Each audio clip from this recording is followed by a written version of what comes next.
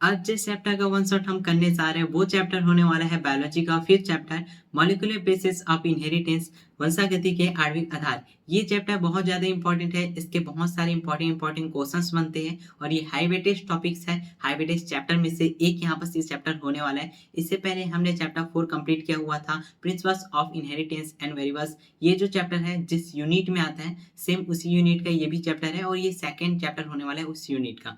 आज हम इसे वन शॉट में कंप्लीट करेंगे और आधे घंटे या 1 घंटे में पूरा कंप्लीट करने की हम कोशिश करने वाले हैं। फिर भी आप 1.5x में इस लेक्चर को लगा लीजिए, कॉपी पेन निकाल लीजिए, जितनी भी चीजें मैं आपको बता रहा हूँ वो सभी चीजें आप अच्छे से नोट डाउन करना और अच्छे से समझते जाना। सबसे पहले हम देख लेते हैं इसके वेटेज को कि यहाँ से कितने मार्क्स के आंसर क्वेश्चन पूछे जाएंगे। तो यहाँ से टोटल 8 मार्क्स के आंसर क्वेश्चन पूछे जाते हैं। यूनिट 2 का ये होने वाला है सेकंड चैप्टर, फिफ्थ चैप्टर है और यूनिट 2 का सेकंड चैप्टर है। यहाँ से 8 मार्क्स का पूछा जाएगा और इसे डिवाइड किया गया है कि 1 नंबर में 2 क्वेश्चन यहाँ से पूछे जाएंगे, 2 नंबर का 1 क्वेश्चन आएगा और 4 नंबर का 1 क्वेश्चन आएगा। 4 नंबर का जो क्वेश्चन होता है वो कैसा क्वेश्चन होता है, और वाला होता है, मतलब अथवा वाला होता है, जिसमें ऑप्शन दिया होता है हमें 2 क्वेश्चन में से 1 बनाने का। अब यहाँ पर मैं आपको एक इंफॉर्मेशन दे देता हूँ कि ये जो 4 मार्क्स का आंसर क्वेश्चन होता है ना इस चैप्टर का, भाई 2 ही 3 टॉपिक्स है जहाँ से बार बार रिपीट किया जाता है। मतलब 2 क्वेश्चन बोल सकते हो, एक होता है डीएनए और आरएनए में अंतर, एक होता है डीएनए का मॉडल। एक साल अगर ये क्वेश्चन पूछा जाता है तो दूसरे साल ये वाला क्वेश्चन पूछा जाएगा। तो ऐसा रिपीट होता रहता है। इसके अलावा भी और क्वेश्चन बन सकते हैं क्योंकि पैटर्न चेंज हो चुका है, सिलेबस चेंज हो चुका है थोड़ा सा। तो हो सकता है इन फ्यूचर नए नए क्वेश्चन जो है बनाए जा सके इस चैप्टर के अंदर से। बट यहाँ पर सीजी बोर्ड की मानिए, मतलब जो पीवाईक्यू है उसको देखिए, सो हमें 2 ही क्वेश्चन यहाँ पर देखने के लिए मिलता है। सो आज हम इस लेक्चर में 2 ही 4 मार्क्स के जो क्वेश्चन है वो पढ़ने वाले हैं। दोनों ही पढ़ेंगे, डीएनए और जो डीएनए आरएनए में अंतर है दोनों ही यहाँ पर हम पढ़ने वाले हैं। बट 2026 में यहाँ पर डीएनए का जो मॉडल है वो पूछा जा चुका है। सो डीएनए आरएनए में अंतर ये इंपॉर्टेंट हो जाता है। इसके अलावा भी कुछ और भी क्वेश्चन बन सकते हैं बट वो हम यहाँ पर नहीं देखेंगे। हम यहाँ पर बहुत सारी चीजें देखेंगे मतलब जो चैप्टर में दिए हुए हैं। अब हो सकता है बहुत सारे क्वेश्चन को मिला के यहाँ पर नया क्वेश्चन बना दे 4 मार्क्स में, या कुछ और भी अलग से यहाँ पर न्यू टाइप का क्वेश्चन आ जाए। उनके बारे में नहीं पता, हमें उतना आइडिया नहीं है। सो जो आइडिया है उसको हम लोग पहले से कंप्लीट कर लेते हैं। बाकी यहाँ पर सभी टॉपिक्स जो है वो हम कंप्लीट करेंगे, जितने भी इंपॉर्टेंट टॉपिक्स होने वाले हैं इस चैप्टर में। एनसीईआरटी की माने तो हमें 10 टॉपिक पढ़ना है। सबसे पहले डीएनए पढ़ना है, फिर आनुवंशिक पदार्थ की खोज पढ़ना है, आनुवंशिक पदार्थ जिसे हम लोग डीएनए ही कहते हैं। आरएनए भी होता है जिसकी यहाँ पर हम लोग खोज पढ़ने वाले हैं। आरएनए संचार हम पढ़ने वाले हैं। प्रतिकृति क्या होता है, अनुलेखन क्या होता है, आनुवंशिक कोड क्या होता है, स्थानांतरण यहाँ पर है, जीन अभिव्यक्ति का नियम है, मानव जीनोम परियोजना है, फिर लास्ट में डीएनए फिंगरप्रिंट है। इतने सारे टॉपिक्स हमें दिए हुए हैं। तो क्या हम सभी टॉपिक्स पढ़ेंगे? नहीं, हम सभी टॉपिक्स नहीं पढ़ने वाले हैं। और देखो मैं आपको यहाँ पास एकदम कंफर्म बता देता हूँ कि मेरा जो लेक्चर होता है बहुत ही कम टाइम का होता है। अब इसका मतलब ये नहीं कि मैं बहुत सारी चीजें छोड़ रहा हूँ, नहीं, मैं कुछ नहीं छोड़ता हूँ। जो आपके लिए इंपॉर्टेंट है वही बताता हूँ और यहीं से पूरा क्वेश्चन जो है बनने वाला है। हाँ, कुछ नए टाइप के आंसर क्वेश्चन भी बन सकते हैं जो इन फ्यूचर यहाँ हमें देखने के लिए मिल सकते हैं, क्योंकि एक ही साल हुआ है, न्यू पैटर्न आए, न्यू सिलेबस आए। तो हो सकता है यार 1-2 सालों में नए नए क्वेश्चन आ सकता है, आपके ईयर में भी आ सकता है 2027 में। तो उसके बारे में हमें ज्यादा नहीं पता है। जिसके बारे में पता है हम सारी चीजें कंप्लीट करा रहे हैं। और मेरा लेक्चर बहुत कम टाइम का होता है। उसका कारण क्या है, काफी लोग मुझे पूछ रहे थे कि भाई आप इतनी जल्दी कैसे कंप्लीट करा रहे हो चैप्टर। बाकी जो है वो 3 से 4 घंटे लगाते हैं वन शॉट में भी, आप आधे से 1 घंटे में कंप्लीट करा देते हो। क्या यहाँ पर आप हमें गलत जो कॉन्सेप्ट है वो बता रहे हो क्या, या कुछ चीजें छोड़ो? नहीं, मैं कुछ चीजें नहीं छोड़ू, नहीं मैं कोई गलत बता रहा हूँ। हाँ, कुछ मिस्टेक हो जाती है कभी कभी, 1-2 वर्ड ऐसा, ठीक है। सो उस पे आप ज्यादा ध्यान न दिया कीजिए, मैं बाद में जो है बता भी देता हूँ कि यहाँ पर मैंने गलती की थी। बाकी यहाँ पर मैं ट्राई करता हूँ कोई भी गलती ना हो और बहुत ही अच्छे तरीके से पढ़ाऊँ। देखो मैं अगर बैच भी लॉन्च करूँ ना तो यही सारी चीजें पढ़ाऊंगा, यही सारी चीजें मैं आपको बताऊंगा, क्योंकि यही यहाँ पर होता है भाई, सीजी बोर्ड में यही चीजें पूछी जाती है। और यहाँ पर कम टाइम का रीजन ये है कि मैं सारी चीज लिख कर लाता हूँ, ठीक है, सारी चीज मैं लिख के लाता हूँ, कुछ चीज मैं नहीं लिखता हूँ। बस मैं यहाँ पर टिक लगा के बताता हूँ, हाईलाइट करके बताता हूँ कि यहाँ पर ये चीज है और मैं आपको समझाता हूँ। उसमें ज्यादा टाइम नहीं लगता। और शॉर्ट नोट्स होता है, सारी चीजें होती है बट शॉर्ट नोट्स में होती है, तो बहुत टाइम, बहुत जल्दी ही हमारा जो लेक्चर है वो कंप्लीट हो जाता है। सो इसमें आपको घबराने की कोई बात नहीं है, ये सभी इंपॉर्टेंट टॉपिक्स है, आप आराम से देख सकते हो लेक्चर। बहुत ही बिंदास होके, बस आपको समझ में आना चाहिए, कॉन्सेप्ट क्लियर होना चाहिए और साथ ही साथ क्वेश्चन की प्रैक्टिस आप ज़ोर से करना। क्वेश्चन अगर नहीं बन रहा है, अगर लेक्चर देखने के बाद भी, तो मैं बोलूँगा आपका लेक्चर देखना व्यर्थ जा रहा है। सो भाई आप किसी और टीचर को यहाँ पास ले लीजिए, जिनसे पढ़ के आपका क्वेश्चन भी बने। ज़रूरी नहीं कि आप मेरे से ही पढ़िए, ठीक है? जहाँ से आपको समझ आता है आप पढ़िए। मुझे पढ़ाना पसंद है, कुछ लोग को मेरे से समझ आता है, सो मैं ये काम कर रहा हूँ और बिल्कुल फ्री दे रहा हूँ। सो कोई यहाँ पास प्रॉब्लम नहीं है, आप आराम से पढ़ सकते हो। सो चलिए यहाँ पास स्टार्ट कर लेते हैं विदाउट टाइम वेस्टिंग। थोड़ा-सा टाइम वेस्टिंग तो हो गया है, बाकी हम पढ़ते हैं। देखो, सबसे पहले मैं आपको बेसिक चीज़ बताता हूँ इस चैप्टर का जो इम्पोर्टेंट होने वाला है। सबसे पहला लाइन यहाँ पास है, सजीवों में 2 प्रकार के न्यूक्लिक अम्ल पाए जाते हैं। सजीव मतलब हम यहाँ पास ह्यूमन वगैरह आ जाते हैं, ये सभी जीव-जंतु हैं, वो यहाँ पास आ जाते हैं सजीवों में। तो यहाँ पास क्या है, 2 न्यूक्लिक अम्ल पाए जाते हैं, 2 प्रकार के न्यूक्लिक अम्ल पाए जाते हैं। ये न्यूक्लिक अम्ल क्या होता है? तो न्यूक्लिक मतलब केंद्रक बोल दो, केंद्र के अंदर में पाया जाने वाला अम्ल। हाँ, एक तरीके से आप ये बोल सकते हो, बट ये परफेक्ट परिभाषा नहीं है और आपसे परिभाषा भी नहीं पूछा जाएगा। आपसे पूछा जाएगा कि ये 2 न्यूक्लिक अम्ल जो है 2 प्रकार के, वो कौन-कौन से हैं?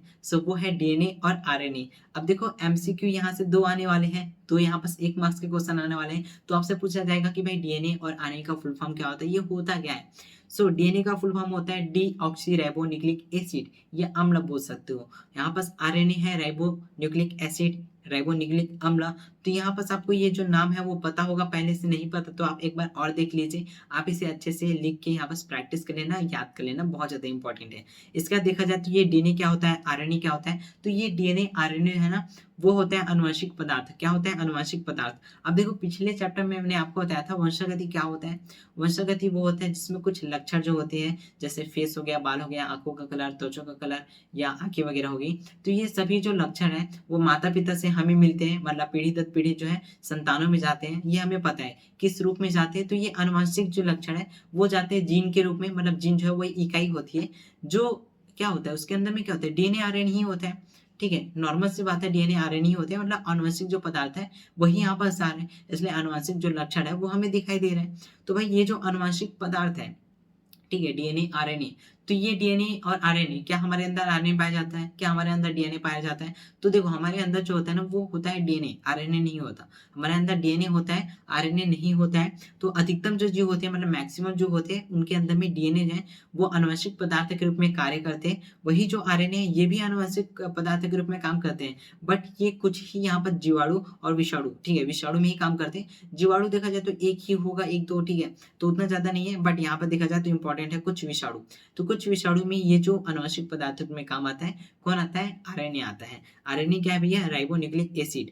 तो यहाँ पर हम पढ़ते हैं, सबसे पहला हमारा टॉपिक होने वाला है वो है डीएनए, कि भाई ये डीएनए क्या होता है। तो चलो हम डीएनए के बारे में कुछ चीजें जान लेते हैं जो यहाँ पर पूछे जा सकते हैं, इंपॉर्टेंट होने वाला है।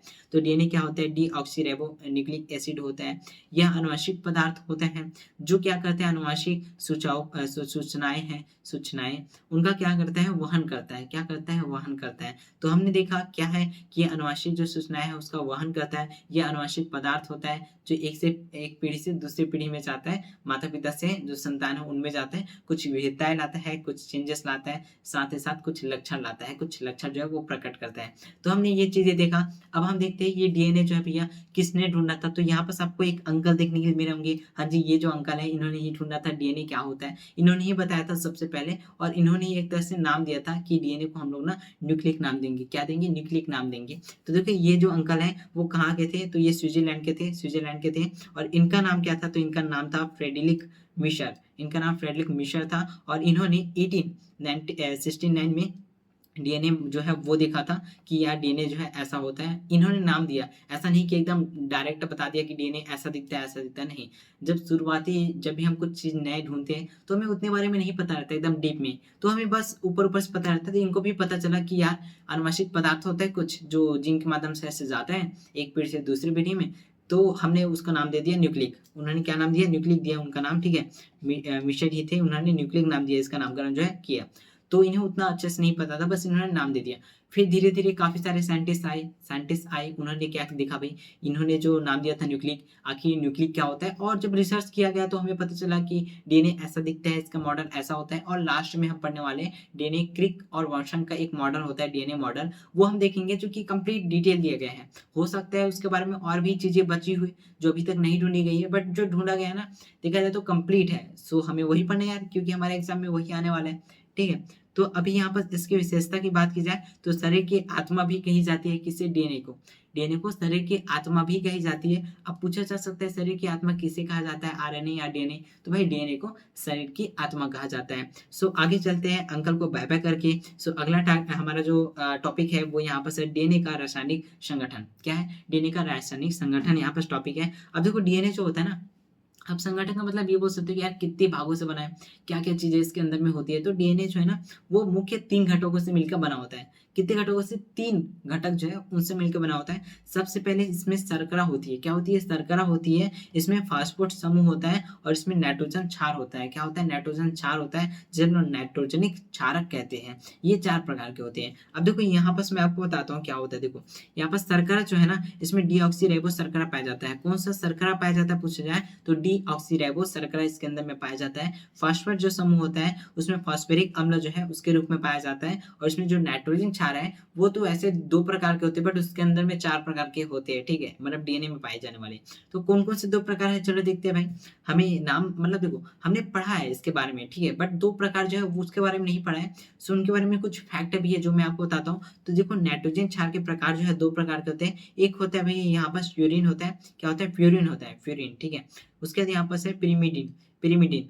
अब यहाँ पर 2 प्रकार के होते हैं। अब इनके अंदर में भी ना हमें कुछ अलग अलग यहाँ पर क्या पढ़ेंगे, क्षारक मिलेंगे, कुछ अलग अलग क्षारक मिलेंगे, बेसिस मिलेंगे। जैसे कि होता है ए है, जी है, टी है, सी है। अब नाम आपने सुना होगा, ए क्या होता है, एडेनिन होता है, जी क्या होता है, ग्वानिन होता है, टी होता है थायमिन और सी होता है साइटोसिन। हमने ये 4 नाम देखे जो कि डीएनए के अंदर में पाए जाते हैं। अब इनके बारे में एक फैक्ट है भाई, ठीक है, इनके बारे में क्या है, फैक्ट है। क्या क्या फैक्ट है, देखो यहाँ पर जो प्यूरिन है, क्या है, प्यूरिन है। ये प्यूरिन जो है ना वो बराबर होता है किसके भैया, पिरिमिडिन के। पिरिमिडिन जो है उसके यहाँ पर क्या होता है, बराबर होता है। ठीक है, अब बराबर है इसका मतलब क्या भैया, एक हो गया।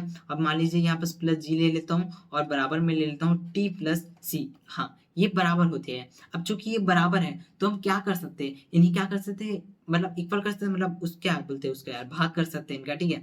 सो जब हम करेंगे कैसे करेंगे, हम लोग करेंगे ए प्लस जी बटे में यहाँ पर हम लोग टी और प्लस सी लेंगे। तो जब इसे काटेंगे, जब ये बराबर है सो काटेगा तो क्या आएगा, एक आएगा। तो ये फैक्ट था कि अगर हम दोनों को भाग देते हैं क्योंकि ये बराबर है तो दोनों आपस में कैंसिल हो जाएंगे और कैंसिल होने के बाद यहाँ पर हमें जो मिलेगा वो वैल्यू मिलेगा 1। ये फैक्ट था। सो ये पूछा जा सकता है, ठीक है, इंपॉर्टेंट है भाई। सीबीएसई में काफी बार पूछे गए ये चीजें। अब इसके बाद यहाँ पर देखा जाए तो पिरिमिडिन के अन्य सदस्य भी होते हैं, जो कि एक यू होता है, यूरिसिल होता है, जो कि आरएनए में पाया जाता है ना कि डीएनए में। अब यहाँ पर जो टी है, टी जो हमारा थायमिन है, ये जो थायमिन है इसे हटा दिया जाता है और उसके जगह में यू होता है जो कि आरएनए के अंदर में होता है। ठीक है, आई थिंक आपको समझ में आया होगा। ये था हमारा यहाँ पर नाइट्रोजन क्षार। इतना कंफर्म हो चुका है, डन है। सो आगे बढ़ते हैं, अगला हम देखते हैं, अगला जो टॉपिक है, अगला जो क्वेश्चन है वो यहाँ पर है सेंट्रल डोग्मा क्या होता है। अब यहाँ पर ना मैंने पीवाईक्यू लाया है। मैंने सोचा यार सभी टॉपिक जो है हम लाइन से करा तो रहे हैं, ठीक है, करा रहे हैं, बट कभी कभी ऐसा होता है कि टॉपिक के अलावा भी कुछ ऐसे क्वेश्चन पूछे जाते हैं जो उसके अंदर का होता है। तो मैंने सोचा कि पीवाईक्यू हम लाते हैं और पीवाईक्यू के साथ साथ हम करते जाएंगे ना सारी चीजें, तो जल्दी चैप्टर भी कंप्लीट हो जाएगा और हमारा पीवाईक्यू भी साथ ही साथ होता चलेगा, जिससे हम जब फिर से पढ़ेंगे, रिपीट करेंगे, रिवीजन करेंगे या पीवाईक्यू प्रैक्टिस करेंगे तो यही हमारा कंफर्म हो जाए, यही यहाँ पर डन हो जाए लेक्चर के अंदर भी सारी चीजें। तो वहां पर रिविजन ही होगा, ओनली रिविजन, ठीक है। तो हम करते हैं कि ये सेंट्रल डोग्मा क्या है। देखो 2021, 23, 25 में पूछा गया है, काफी ज्यादा इंपॉर्टेंट है भाई, ठीक है। तो 27 में भी आ सकता है। और यहाँ पर देखा जाए तो भैया यहाँ पर देखते हैं तो फ्रांसिस यहाँ पर क्रिक थे जिन्होंने बताया था कि ये जो सेंट्रल डोग्मा है वो क्या होता है। सेंट्रल डोग्मा के बारे में पूछा जाए तो भाई यहाँ पर क्या होता है, जिसमें स्पष्ट किया कि अनुवांशिक सूचनाओं का क्या है, बहाव डीएनए से आरएनए और फिर प्रोटीन की ओर जाता है। मैंने यहाँ पर बताना भूल गया था या अभी बता देता हूँ, ठीक है, अभी तो स्टार्ट ही हुआ है लेक्चर।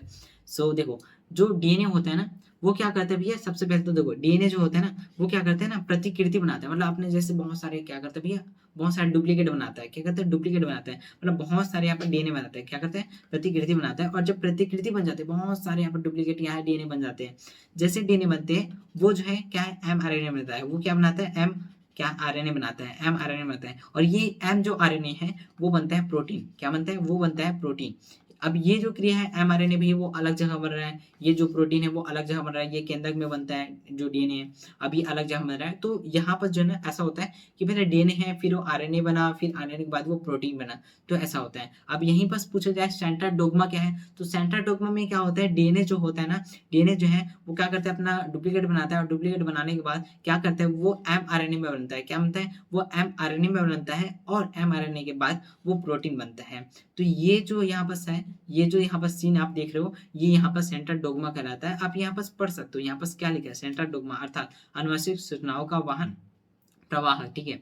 डीएनए में उपस्थित नाइट्रोजन क्षारों का क्रम ही क्या है, पॉलीपेप्टाइड श्रृंखला में अमीनो अम्ल क्रम को निर्धारित करता है। प्रोटीन संश्लेषण के समय में सर्वप्रथम डीएनए में संचित आनुवंशिक सूचनाएं डीएनए से एमआरएनए में स्थानांतरित होता है, और फिर एमआरएनए पुनः इन सूचनाओं को प्रोटीन की मात्रा में क्या है, अनुवादित करता है। अब यहाँ पर सिंपल से यही है कि डीएनए जो है भैया, अपना जो डीएनए था वो एमआरएनए बनता है, एमआरएनए बनता है, और ये जो एमआरएनए है वो क्या बनता है भैया, प्रोटीन में जहाँ बन जाता है। तो डीएनए डायरेक्ट नहीं बनता है, उससे पहले यहाँ पर अपना डुप्लीकेट बनाता है, बहुत सारा डीएनए बनाता है, और उसके बाद ही जो है ये हम कहाँ बनता है भैया, एमआरएनए बनता है। और एमआरएनए भी क्या करता है, सूचना जो है वो लेता है, सूचना वगैरह लेने के बाद यहाँ पर जो है प्रोटीन बनाता है। तो हमने देखा सेंट्रल डोग्मा, जो कि बहुत ज्यादा इंपॉर्टेंट टॉपिक था, बहुत ज्यादा इंपॉर्टेंट क्वेश्चन था, और ये 2 मार्क्स में पूछा जा सकता है आपके एग्जाम में, ठीक है। सो नोट डाउन कर लेना, बहुत ज्यादा इंपॉर्टेंट है, अच्छे से पढ़ते जाओ। अब इसके बाद अगला टॉपिक देखते हैं। अगला यहाँ पर जो इंपॉर्टेंट क्वेश्चन है वो यहाँ पर 2021 ए, बी और सी सेट में पूछा गया अलग अलग क्वेश्चन है।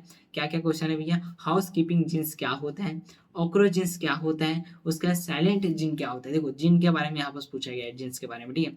अब यहाँ पर 2026 में आई थिंक आया हुआ था ऑक्रोजिन्स क्या होता है, ठीक है। सो चलो देखते हैं एक एक करके कि ये क्या होता है, ये जीन्स वगैरह क्या होता है। सबसे पहले है ऑक्रोजेंस क्या होता है। तो ऑक्रोजेंस क्या होता है ना, ये होता है एक तरह से विषाणु जिन होता है। क्या होता है, विषाणु जिन, जो एक तरह से ना विषाणु वाला होता है ना, विषाणु, ठीक है। अपना ये जो विषाणु है, तो ये जो विषाणु है ना वो जिन होता है, विषाणु जिन होता है। अब इसमें क्या होता है ना, समसूत्री विभाजन, ठीक है, मेटोसिस, समसूत्री विभाजन, मेटोसिस होता है, और बहुत ज्यादा होता है, लगातार होते रहता है। पर अब काफी बार इसमें क्या हो रहा है, मतलब कि मेटोसिस हो रहा है, मेटोसिस हो रहा है, समसूत्री विभाजन हो रहा है, और इसके कारण बहुत सारी कोशिकाएं बन रही है, बहुत सारी क्या बन रही है, कोशिकाएं बन रही है। और इतना अनियंत्रित, मतलब अनियंत्रित मतलब समझ रहे हो, लगातार होते जा रहा है, उसे नियंत्रित नहीं किया जा रहा है, बहुत ज्यादा होता है। और जब किसी जगह में, मान लीजिए मेरा हाथ है, अब यहाँ पर जो है ये जो है विषाणु जीन है, मान लीजिए एग्जाम्पल के लिए, ठीक है, ऐसा नहीं होगा, एग्जाम्पल के लिए यहाँ पास मेरे पास क्या है, विषाणु जीन है। अब वो क्या करते हैं, समसूत्री विभाजन करता है, और लगातार यहाँ पास विभाजन करता है, लगातार विभाजन करता है, मतलब यहाँ की जो सेल है, यहाँ की जो कोशिका है वो बढ़ती लगेगी। अब जो बढ़ेगी, अब एक तो दिखाई नहीं देता है, बट बहुत सारी हो जाएगी, तो भाई दिखाई देना स्टार्ट हो जाएगा। अब ये बढ़ेगी तो ये फूल जाएगी ना, जगह फूल जाएगी, और जब फूल जाती है सो हम बोलते हैं कि वहां पर से एक बीमारी हो जाती है, जिस बीमारी को कैंसर बोलते हैं। तो कैंसर पैदा करने वाले जो कोशिकाएं होती है, जीन्स होते हैं, विषाणु जीन होते हैं, उन्हें हम लोग कहते हैं ऑक्रोजीन्स कहते हैं। क्या कहते हैं, ऑक्रोजीन्स कहते हैं। तो कुछ विषाणु जीन अनियंत्रित समसूत्री विभाजन करते हैं, और उसे प्रेरित करते हैं, मतलब समसूत्री विभाजन करते हैं, और पोषक कोशिकाओं में क्या है मुझे, उसे कैंसर जो है वो पैदा कर देते हैं। मतलब देखा जाए तो कैंसर पैदा करने वाले जो जीन होते हैं उसे हम लोग क्या कहते हैं, ऑक्रोजीन्स कहते हैं। अब जिससे हम लोग क्या कहते हैं, ऑक्रोजीन्स कहा जाता है। तो पहला यहाँ पर जो क्वेश्चन है वो बन चुके हैं, बहुत ज्यादा इंपॉर्टेंट था। इसके बाद अगला यहाँ पर है साइलेंट जीन। अब साइलेंट जीन्स क्या है, नाम देखो, ये साइलेंट मतलब कि एकदम जो शांत होता है, ठीक है, जो छुपा हुआ होता है एक तरह से, ठीक है। अब ये जो है ना भैया, अपना जो कार्य है समझो, ठीक है, वो नहीं बताता, अपना कर्तव्य नहीं दिखाता किसी को कि ये कैसे कार्य करते हैं, वो नहीं दिखाता। वो कभी कभी रेयर जो है, मतलब टाइम में ही दिखाता है कि भाई मैं इस टाइम में ही दिखाऊंगा, ऐसे नहीं दिखाने वाला मेरे अंदर क्या खासियत है, वो नहीं बताता, वो एकदम साइलेंट रहता है, इसलिए इसे साइलेंट जीन्स कहा जाता है। वे जीन्स जो अपनी अभिव्यक्ति को प्रदर्शित नहीं करते हैं, इनकी अभिव्यक्ति जो है आवश्यक पड़ने पर ही दिखाई देती है, आवश्यक पड़ने पर ही होती है, तो वो होती है साइलेंट जीन। क्या होता है, साइलेंट जीन होते हैं। अब इसके बाद यहाँ पर है हाउस कीपिंग जीन्स, कि ये जो हाउस कीपिंग जीन्स है वो क्या आता है। अब नाम देखो, हाउस कीपिंग मतलब भैया वो घर में ही कीपिंग कर रहा है, कीपिंग मतलब भैया छुप के रहना या बैठे रहना, सर्वाइव करना। तो यहाँ पर जो हाउस कीपिंग जीन्स है वो क्या होता है, ऐसे जीन्स जिनकी आवश्यकता कोशिकीय उत्पादों के निर्माण में होती है, तथा ये कोशिकाएं क्रियाशील के रूप में आवश्यक होती है, इन्हें हाउस कीपिंग जीन्स कहा जाता है। सो ये मतलब काम करने वाले जीन्स होते हैं, बहुत ज्यादा काम करते हैं, ये इंपॉर्टेंट होते हैं, ठीक है। अब ये आवश्यक जीन है, मतलब आवश्यक कोशिकाएं जो है वो उत्पन्न करते हैं यहाँ पर। मतलब देखा जाए तो यार ये जो जीन है ना वो बहुत ज्यादा काम करते हैं, हाउस कीपिंग जीन इनका नाम है। अब इसके बाद हम देखते हैं अगला यहाँ पर जो टॉपिक्स है वो क्या है। सो अगला यहाँ पर जो टॉपिक है वो है डीएनए न्यूक्लियोटाइड कौन से अणुओं से मिलकर बना होता है। आप देखो ये वाला क्वेश्चन ना पूछा जाता है, ठीक है। अब यहाँ पर पीओक्यू नहीं दिखा हुआ है, बट ये जो है सीबीएसई में पूछा जाता है और नीट में पूछा जाता है। अब सिलेबस पैटर्न चेंज हुआ है तो हो सकता है यहाँ से क्वेश्चन आ सके। अब ये बहुत ज़्यादा सिंपल है, यहाँ पर आपको थोड़ा सा टफ लग रहा होगा, नहीं टफ नहीं, ये बहुत ज़्यादा सिंपल है यार। देखो आपको ना कुछ कॉमन चीज़ें देखनी है। सबसे पहले तो डीऑक्सी राइबोस शर्करा होनी चाहिए और फास्फेट होनी चाहिए। क्या होनी चाहिए? डीऑक्सी राइबोस शर्करा होनी चाहिए और फास्फेट, सभी में ये कॉमन रहेगा। देखो सभी में ये जो है वो कॉमन है, सभी में ये कॉमन है। अब यहाँ पास घटक अणु पूछा जाए और आपको यहाँ पास दे दिया जाए न्यूक्लियोटाइड दे दिया जाए तो आप कैसे बताओगे? नाम देखो एकदम नाम जैसे सिंपल है। तो सबसे पहले मेरा डीऑक्सी राइबोस शर्करा सेम ही रहेगा सभी में, फास्फेट जो है वो सेम ही रहेगा। अब देखो नाम देखो, बस नाम से ही ना पता चल जाएगा आपको कि यहाँ पास क्या होने वाला है।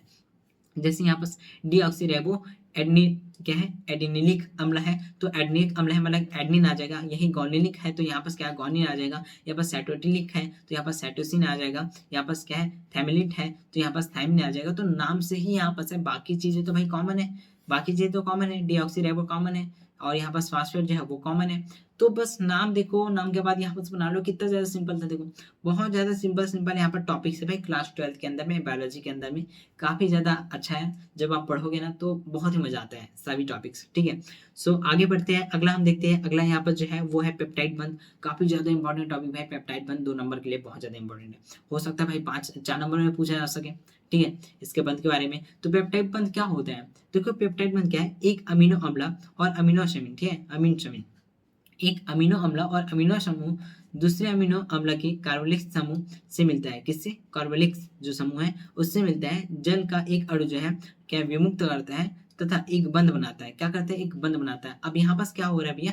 जो अमीनो अम्ल था उसका जो समूह है दूसरे अमीनो अम्ल के क्या है कार्बोलिक समूह जो है उससे मिलता है और यहाँ पर जल का एक अणु बनाता है और उसे वियुक्त करता है, विमुक्त करता है मतलब एक तरह से त्याग करता है। और जैसे ये करता है एक बंध बनाता है जिसे हम लोग क्या कहते हैं? पेप्टाइड बंध कहते हैं। और यही पूछा गया है पेप्टाइड बंध क्या होता है। तो आप यहाँ पर बताना, बहुत से अमीनो अम्ल इसी बंध के द्वारा जुड़कर क्या कहते हैं? पॉलीपेप्टाइड अर्थात प्रोटीन का संश्लेषण करते हैं। अब यहाँ पास आप ये वाला बता सकते हो कि यहाँ पास क्या होता है भैया? जो जल है जल का अणु लेता है और जल का अणु लेने के बाद वो क्या करता है भैया? उसे विमुक्त करता है। अब यहाँ पास विमुक्त करता हुआ आप दिखा सकते हो, शो कर सकते हो इस तरह से। बाकी आपको लास्ट में ये तो भाई दिखाना ही दिखाना है क्योंकि ये पेप्टाइड बनकर यहाँ पास सूत्र है, ये पेप्टाइड बनकर यहाँ पास क्या है? सूत्र है। तो इसमें क्या है? H2N है। फिर यहाँ पास आप देखोगे तो भैया सिंगल सिंगल चैन से RH जुड़ा हुआ है किसी भी कार्बन की श्रृंखला से। अब यहाँ पर देखो सिंगल क्या है? कार्बन है। अब डबल बॉन्ड में ऑक्सीजन है जो कि हमेशा डबल बॉन्ड में रहता है। फिर यहाँ पर सिंगल में N है, फिर उसमें H जुड़ा हुआ है, फिर CR भी जुड़ा हुआ है और फिर लास्ट में यहाँ पर COH भी जुड़ा है मतलब कार्बोक्सिलिक जो समूह है वो भी यहाँ पर जुड़ा हुआ है। सो यहाँ पर हमने देखा कि पेप्टाइड बंध कुछ इस तरह से होता है। अब यहाँ पर कार्बोक्सिलिक जो समूह है उसके बारे में आप यहाँ पर देख लीजिए, COOH जो है वो यहाँ पर हो जाता है। अगला देखते हैं, अगला यहाँ पर जो हमारा टॉपिक है जो इंपॉर्टेंट है वो है अनुलेखन। क्या होता है अनुलेखन? चलो देखते हैं।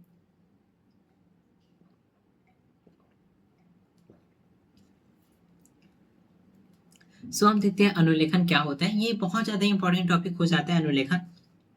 तो देखो डीएनए की एक रज्जुक से आनुवंशिक सूचनाओं का आरएनए में प्रतिलिपिकरण करने की जो प्रक्रिया होती है उसे अनुलेखन कहती है। अब देखो जाए तो भैया ये जो डीएनए है उससे आरएनए जो बन रहा है, ठीक है, आरएनए बन रहा है, फिर प्रोटीन बन रहा है। तो यहाँ पर जो आरएनए बन रहा है ना उसमें बीच में ये क्रिया आती है जिसमें क्या हो रहा है? क्या हो रहा है? इसमें आनुवंशिक सूचनाओं का आरएनए में प्रतिलिपिकरण, ठीक है, प्रतिलिपिकरण मतलब एक तरह से वही बनने में भाई डीएनए से आरएनए बनने में ये जो क्रिया वो आता है जिसे अनुलेखन कहता है। तो ये जो अनुलेखन है उसके भाग जो है वो पूछे जा सकते हैं। 3 यहाँ पास मुख्य इकाई भाग है। सबसे पहले यहाँ पास है क्या भैया? उन्नयन है, उन्नयक बोलते हैं, ठीक है।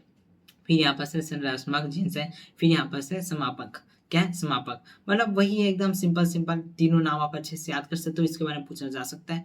शायद है, रेयर चांस है पूछा जाए कि नहीं जाए, बट यहाँ पर आप देख सकते हो ये तीनों नाम याद रख लेना एंड इसके बारे में बता देना कि ये क्या होता है। सिंपल था। सो आगे बढ़ते हैं, अगला यहाँ पर देखते हैं वो यहाँ पर सभी है पुनरावृत्ति डीएनए एवं क्या है? अनुवंशीय डीएनए में अंतर यहाँ पर पूछा जा सकता है। ये इंपॉर्टेंट टॉपिक है, ठीक है, सभी इंपॉर्टेंट टॉपिक ही मैं लाया हूँ तो ये इंपॉर्टेंट टॉपिक है। सो देखते हैं यहाँ पर क्या बोल रहा है। डीएनए फिंगरप्रिंट में डीएनए अनुक्रम में उपस्थित कुछ विशिष्ट स्थानों के बीच विभिन्न क्या है? भिन्नता का पता लगाने के लिए पुनरावृत्ति डीएनए कहते हैं। अनुक्रमों में डीएनए का छोटा सा भाग कई बार पुनरावृत्ति करता है। अब पुनरावृत्ति मतलब बार बार वही भाई मतलब एक तरह से डुप्लीकेट बनाना बोल सकते हो, ठीक है। सो यहाँ पास है इस पुनरावृत्ति डीएनए को क्या है? जीनोमिक डीएनए के ढेर मतलब समूह से अलग करने के लिए जो शिखर बनाते हैं, घनत्व अपवर्तन, अपकेंद्रीकरण, उसके यहाँ पर विद्युत द्वारा पृथक करते हैं डीएनए के ढेर में एक बहुत बड़ा शिखर जो है बनता है, जबकि साथ में अन्य छोटे छोटे शिखर भी बनते हैं, जिससे हम लोग क्या कहते हैं संघीय या अनुपंगीय बोल सकते हो या संघीय बोल दो, ठीक है, अनुषंगीय बोलो, डीएनए कहते हैं। अब यहाँ पर नॉर्मल सा, मतलब आप पढ़ोगे तो एक बार दो बार में समझ आ जाएगा, सिंपल सा ही है, ठीक है। आप चाहो तो इसे यार चेंज कर सकते हो जैसा आपको सही लगे। सो आप इसे नोट डाउन कर लेना, इंपॉर्टेंट टॉपिक है, इंपॉर्टेंट क्वेश्चन है। अगला देखते हैं, अगला यहाँ पर जो क्वेश्चन है वो यहाँ पर है डीएनए की संरचना का वर्णन। मैंने जो बोला था ना, वाटसन एंड क्रिक का जो डीएनए मॉडल है वो इंपॉर्टेंट है। सो देखो यहाँ पर 2020 में पूछा गया है, 2022 में पूछा गया है, 2024 में भी ये जो क्वेश्चन है वो आया था, और 2026 में भी ये क्वेश्चन आया हुआ है 4 मार्क्स में, ठीक है। तो क्या है 2027 में आ सकता है, तो भाई कम चांस है, बहुत ही कम चांस है कि 2027 में आए, बट हमें पढ़ना है क्योंकि यहाँ से एमसीक्यू आ सकता है, यहाँ से एमसीक्यू आ सकता है, 2 नंबर का क्वेश्चन ऐसा आ सकता है। तो तोड़ तोड़ के यार अलग अलग क्वेश्चन बनाया जा सकता है, ठीक है, पैटर्न वगैरह तो सब चेंज है। सो कैसे भी टाइप के क्वेश्चन आ सकते हैं, तो हमें प्रिपेयर होना पड़ेगा सभी के लिए। तो देखते हैं भैया ये क्या होता है। तो हमें यहाँ पर जो वर्षन एंड क्रिक का जो डीएनए मॉडल था वो कुछ इस टाइप से, वो हमें डायग्राम बनाना है, डायग्राम बनाने के साथ इसे एक्सप्लेन करना है कि इसमें क्या क्या चीजें देखने के लिए मिलता है। तो मैं आपको एक्सप्लेन करता हूँ। इसका यहाँ पर ये वाला जो है वो आपको बनाना होगा, अगर आपसे पूछा जाता है तो। हमने बनाया था, हमारे टाइम में ही आया था ये, मतलब पीछे ही 1 साल पहले ही, ठीक है।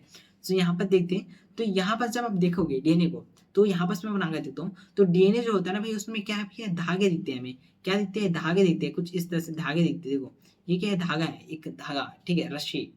तो यहाँ पास एक रस्सी दिखता है, इस रस्सी को हम लोग क्या नाम देते हैं, उसे हम देते हैं पॉलीन्यूक्लियोटाइड। क्या देते हैं, पॉलीन्यूक्लियोटाइड, नाम याद रखना क्या है, पॉलीन्यूक्लियोटाइड। ये जो रस्सी होता है ना, उसे हम लोग पॉलीन्यूक्लियोटाइड कहते हैं। अब एक और रस्सी होती है, क्या होती है, एक और रस्सी होती है, कुछ इस तरह से घूमी होती है। तो 2 रस्सी होती है, 2 पॉलीन्यूक्लियोटाइड होते हैं, जो आपस में कुछ इस तरह से विपरीत दिशा में क्या है, घूमे रहते हैं, विपरीत दिशा में घूमे रहते हैं। देखो एक यहाँ है तो एक यहाँ है, ऐसे कुछ तरह से। ऐसे तो नहीं हो रहा है कि भाई ये सांप जैसे ऐसे ही लपेटे आ रहा है, ऐसा नहीं है। तो यहाँ पर जो है कुछ इस तरह से विपरीत जो है वो लगे होते हैं, 2 न्यूक्लियोटाइड होते हैं। अब यहाँ पर ध्यान देखना, अब यहाँ पर ध्यान देना कि यहाँ पर क्या हो रहा है। अब ये जो 2 यहाँ पर पॉलीन्यूक्लियोटाइड होता है ना, इसके बीच में आप देखोगे तो कुछ डंडे जैसी संरचना मिल रही होगी, कुछ इस तरह से डंडे जैसी संरचना हमें दिखाई देती है। अब ये जो डंडे जैसी संरचना है ना, ये क्या होता है, तो ये होता है नाइट्रोजन क्षार, जैसे हमने पढ़ा ना, 4 होते हैं डीएनए में, कौन कौन से होते हैं भैया, adenine, guanine, thymine and cytosine. अब ये होते हैं, तो ये जो डंडे है ना वही है, क्या होता है, एडेनिन हो सकता है, गामिन हो सकता है, ये चारों यहाँ पर होते हैं। इसके साथ ही साथ इसमें क्या होता है, इसमें क्या होता है मैंने बताया था, इसमें फास्फेट जो है समूह पाया जाता है, क्या है, फास्फेट समूह पाया जाता है। अब इसमें ना, इसमें देखो कुछ इस तरह से, ये थोड़ा सा मोटा हम दिखाएंगे ताकि इसमें हम कुछ चीजें जो है वो डाल सके, कुछ इस तरह से मैं आपको दिखाता हूँ। सो यहाँ पर ना आप देखोगे तो P+S जो है, ठीक है, फास्फोरस, और ये जो सल्फेट है, ठीक है, ये बोल सकते हो ये क्या है, शर्करा है, ठीक है, क्या है, फास्फेट और शर्करा जो है, ये फास्फेट शर्करा जो है ना, ऐसे हमेशा जो है P+S ऐसे चारों तरफ से घूम रहता है। ये जो पॉलीन्यूक्लियोटाइड है ना वो इससे ही बना होता है। तो आप देखो इसमें चारों तरफ से आपको यही चीज देखने के लिए मिलेगी। दो यहाँ पर पॉलीन्यूक्लियोटाइड मिलता है, मतलब धागा मिलता है, रस्सी मिलता है, इसके अंदर P और S जो है मतलब शर्करा और फास्फेट जो है वो यहाँ पर घुमा होता है। फिर यहाँ पर हमारा नाइट्रोजन क्षार होता है, ए जो है वो टी से जुड़ा होता है, हमेशा याद रखना, यहाँ पर ए है तो ये टी होगा, टी से ही जुड़ा रहेगा, जी सी से जुड़ा रहेगा, टी ए से जुड़ा रहेगा, और सी जो है वो जी से जुड़ा रहेगा। कैसे जुड़ा है वो भी देख लीजिए, ये ट्रिपल बॉन्ड से जुड़ा है और ये जो है डबल बॉन्ड से जुड़ा हुआ है। अब यहाँ पर आप ध्यान से देखोगे तो आपको यहाँ पर अपना बीच में कुछ संख्या मिल रही होगी, जो डाटा जो है वो इंपॉर्टेंट है, वो है 20 एंगस्ट्रॉम का, इसका भी ये 20 एंगस्ट्रॉम का यहाँ पर डाटा है। अब वो क्या है, दोनों जो धागे हैं ना, दोनों जो धागे थे उसी तरह से उनके बीच का जो व्यास होता है ना, उसको 20 एंगस्ट्रॉम से हम यहाँ पर क्या करते हैं, डिनोट करते हैं। और साथ ही साथ यहाँ पर देखोगे तो 10 जो यहाँ पर नाइट्रोजन क्षार होंगे ना, उनके बीच की जो यहाँ पर क्या होगी, व्यास होगी या दूरी बोल दो, वो कितनी होगी, वो होगी भैया 34 एंगस्ट्रॉम, मतलब 34 एंगस्ट्रॉम होने वाली है। साथ ही साथ पॉलीन्यूक्लियोटाइड का यहाँ पर आपको नंबर पूछा जाएगा, क्रमांक पूछा जाएगा। सो यहाँ पर हम पॉलीन्यूक्लियोटाइड लेते हैं, तो एक हम 3 डैश से लेते हैं, एक 5 डैश से लेते हैं, और ये 5 डैश और 3 डैश, तो कुछ इस तरह से हम लेते हैं। और ये होता है मेन परफेक्ट मॉडल जो कि वाटसन और क्रिक ने दिया हुआ था। अब इसके बाद यहाँ पर कैसे जुड़ा हुआ है, देखो कैसे जुड़ा हुआ है, देखो एडेनिन जो है वो ये किससे जुड़ा हुआ है, थायमिन से जुड़ा हुआ है, डबल बॉन्ड में जुड़ा हुआ है, तो वो बताया गया है। आप देखो यहाँ पर जो भैया पी और एस, मतलब भैया यहाँ पर फास्फेट है और ये शर्करा है, ठीक है। वो मैंने बोला ना कि यार फास्फेट शर्करा कुछ इस तरह से लगी होती है, क्या ऐसे लगी होती है, ऐसे लगी होती है। उसमें मैंने बोला ना 3 डेज और 5 डेज होता है हमारा पॉलीन्यूक्लियोटाइड का जो क्रम है। अब उसमें आप देखोगे तो भैया जो एडेनिन है वो थायमिन से डबल बॉन्ड से जुड़ा है, वही गुआनिन जो है साइटोसिन से ट्रिपल बॉन्ड में जुड़ा है।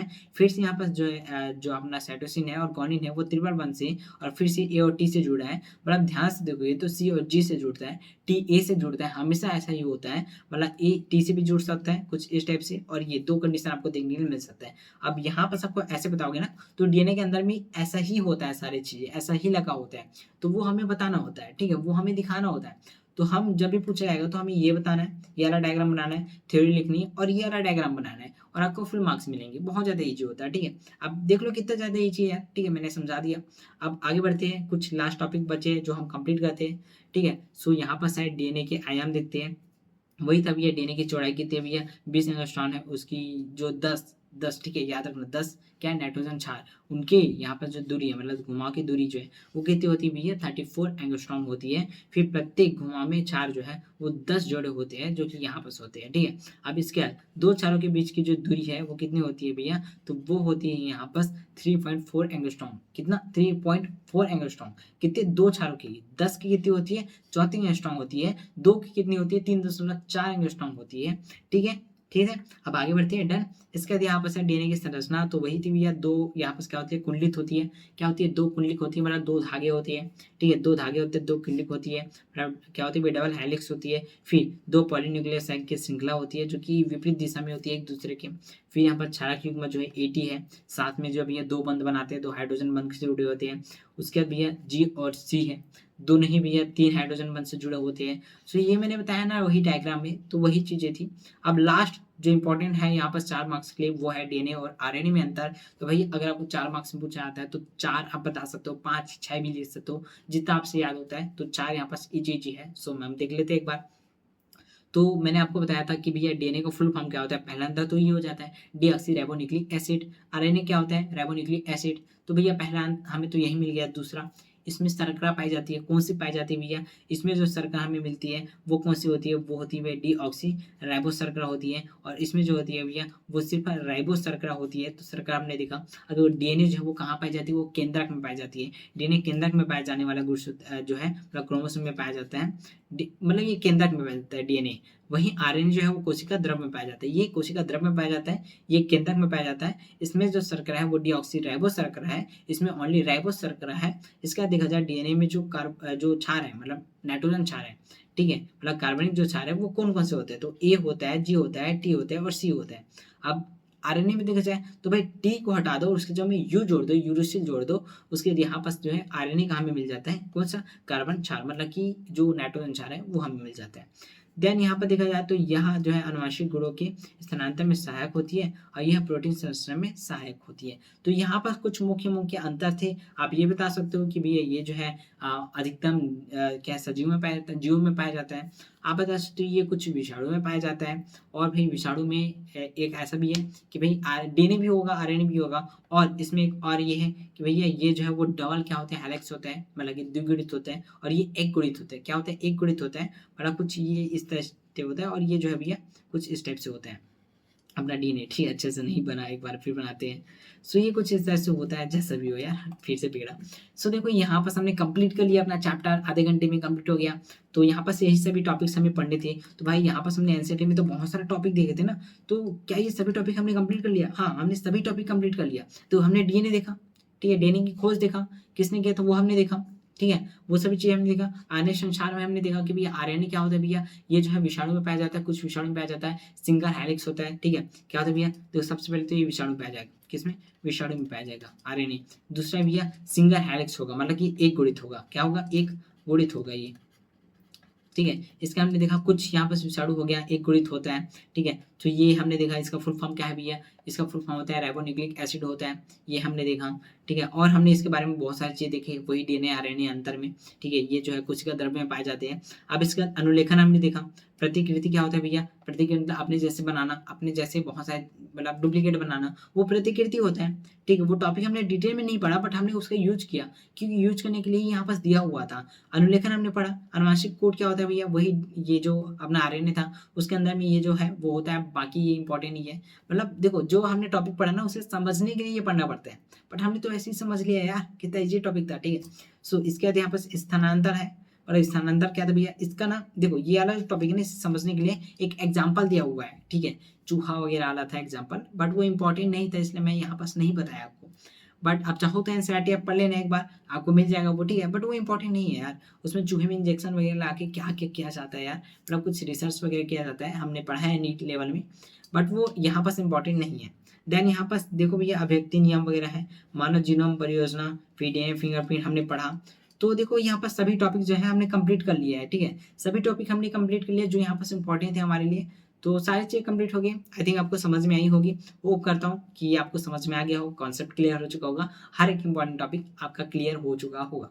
अब हम अगले टॉपिक का वन शॉट लेंगे, और अगले टॉपिक तो और भी मज़ेदार होने वाली है, क्योंकि उनके हैंड रिटन नोट्स भी है। ये दो चैप्टर थे ना भाई, मैं सच बताऊँ तो मैंने भी इनके नोट्स नहीं बनाए थे, शॉर्ट नोट्स, ठीक है, लॉन्ग नोट्स भी नहीं बनाए थे, क्योंकि अपने पास एनसीईआरटी है, सो हम एनसीईआरटी ही पढ़ लेते हैं, और वहीं एनसीईआरटी बुक में ही मैं नोट्स बनाता हूँ ज़्यादातर, सो वही नोट्स बने हैं। सो इसलिए मैं यहाँ पर अपना हैंड रिटन नोट्स नहीं ऐड कर पाया और आपको दे ही नहीं पाया।